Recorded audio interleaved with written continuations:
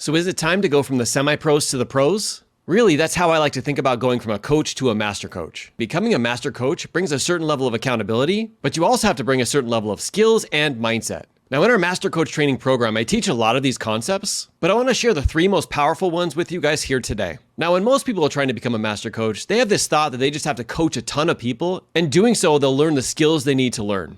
And that's only a partial truth. I want you to think about this. If you were playing football your entire life, and then you want to take on a new sport like basketball, would throwing the basketball like a football at the rim actually help you? How about if you did that 100,000 times? I think you get the point. Yes, it's important to coach a lot of people, but it's also equally important to develop new skills so you can help others get even more results and you can make the biggest impact as a master coach. Now, I want to ask you, who's your favorite semi-pro player? So the truth is, there's a lot of great semi-pro players. It's just most of them, we don't even know their names. And that's why elevating your skill from the semi-pro level to the pro level will be a game changer for you. I also like to think about this in terms of a doctor. If you get a very specific injury, do you want help from a general practitioner or do you want help from an actual specialist? That's what you get when you become a master coach. So how do we close that gap? Let's go into step number 1. In order to go from semi-pro to pro, you have to continue to increase your skills, but in a more focused manner. So my daughter is 12 years old and she's a part of a soccer team. And I went to go watch her play last week. She played a couple quarters as the goalie and then moved out to mid and then even got to play some forward. The problem I see with that is that none of the girls on the team know exactly what they need to do. And as soon as they start to learn that thing, they actually get moved to another position.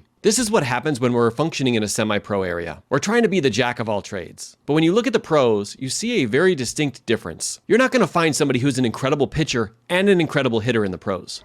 It's because they've spent all of their time and attention becoming better in that one specific skill. And whether you agree with the amount of money they get paid or not, they are well known because of the amount of skill that they bring to the game. So semi-pros go a mile wide and an inch deep, but professionals go an inch wide and a mile deep. They understand that what got them to the semi-pros was awesome, but it's what they do next that matters most. So continue to dive into the skills that you need to master to become a master coach. Number 2 is they continue to practice their skills, but they do so with other high-level players. Now, if we think of people like Michael Jordan, he probably wasn't going out and practicing his skills at a pickup game at the park. No, he was wanting to put himself in a situation that would force him to grow, to play around other pros. What's crazy is when you start leveling up yourself in this manner, it kind of forces you to grow because the typical situations that you would deal with are not present. And instead, you have to up your game to keep up. This reminds me when I was a little bit younger, I had a brother who was 3 years younger than me. Anytime I wanted to feel like I was really great at basketball, I would play against him. But the truth was, I really wasn't elevating any of my skills while I was playing with him. Anytime that I would go back to school, I would get my butt handed to me because I really hadn't developed the skills that I needed to play with people at a different higher caliber. And the third thing that people do to go pro is they put themselves in an environment that will challenge them when they need that extra push. Now, we kind of talked about this a little bit before. You want to put yourself in the room with other pros. But the thing we didn't talk about is having a mentor who's going to continue to push you and get you to rise to your full potential. Now, support partners, accountability partners, the people on the court,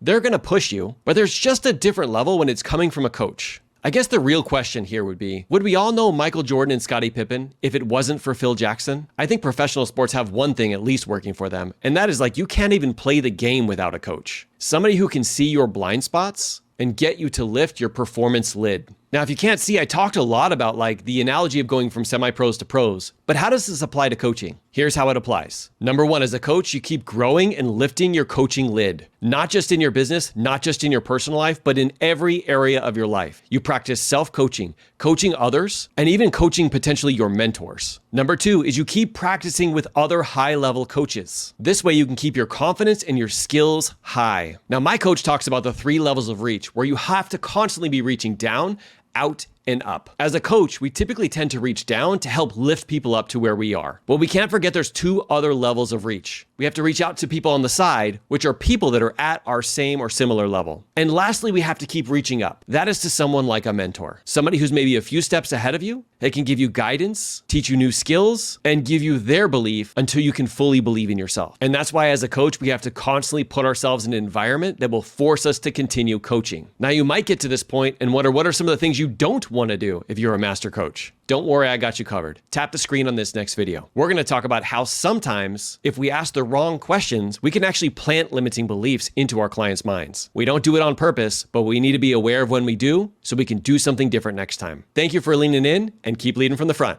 Bye.